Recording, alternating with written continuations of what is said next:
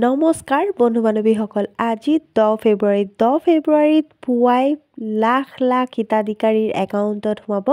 টকা মানে 1250 টকা তো কোনে কোনে এই টকাটো লাভ কৰিব আপোনালোকে ভালদৰে জানি লওক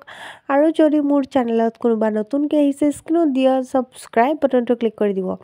আজি ক'বলৈ লৈছোঁ যে আজি 10 তাৰিখে অৰুণোদয় আঁচনিৰ ধন লাভ কৰিব মানে আজি অৰুণোদয়ৰ লগতে বৃদ্ধ পেঞ্চন বিধৱা পেঞ্চনো লাভ কৰিব আজি আৰু য'ত বহুতে ভাবি আছে নতুন পুৰণা সকলোৱে কি হ'ব অৰুণোদয় আঁচনি লাভ কৰিব মানে নতুন যিখিনি এপ্লাই কৰিছে তেওঁলোকেও অৰুণোদয় আঁচনি লাভ কৰিব নতুনকৈ একেবাৰে এপ্লাই কৰা লোক মানে হিতাধিকাৰী কি হ'ব অৰুণোদয় আঁচনিটো নাপায় কিয়নো মাত্ৰ তেওঁলোকৰ ডকুমেণ্টছখিনি জমা লৈছে তাৰপিছত তেওঁলোকৰ যেতিয়া এই ডকুমেণ্টছখিনি জমা লৈ নামখিনি চিলেক্ট কৰিলেহে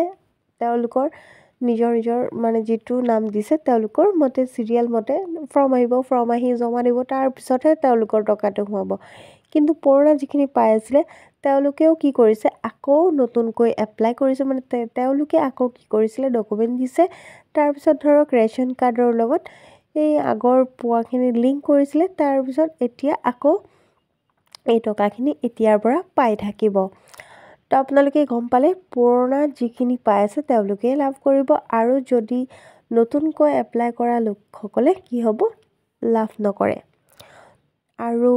যিসকলে ধৰক পুৰণা যিখিনি এপ্লাই কৰিছিলে বহুতৰ কি আছিলে ৰেচন কাৰ্ড নাছিলে তো তেওঁলোকৰ চাগে কাটা যাব